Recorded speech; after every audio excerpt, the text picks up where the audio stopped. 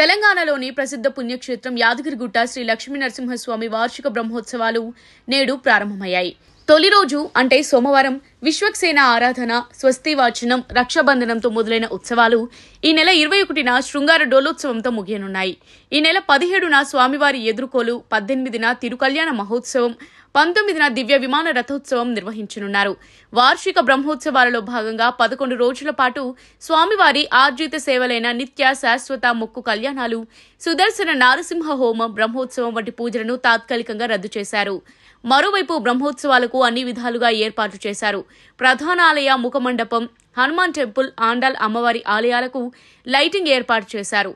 సప్తగోపుర ప్రధానాలయ సముదాయానికి ప్రత్యేక laser lighting ఏర్పాటు చేసి పనులను స్పీడప్ చేశారు.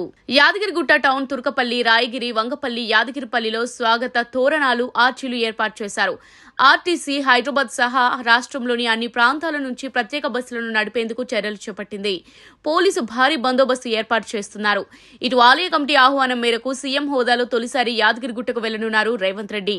సీఎం రేవంత్ రెడ్డితో పాటు మంత్రులు కొండా సురేఖ, కోమటిరెడ్డి వెంకటరెడ్డి, ఉత్తమ్ కుమార్ రెడ్డితో పాటు పలువురు యాదగిరిగుట్టకు వెళ్లి లక్ష్మీ నరసింహస్వామిని దర్శించుకోనున్నారు. తొలి రోజు స్వస్తి పూజలలో సీఎం, మంత్రులు పాల్గొననున్నారు.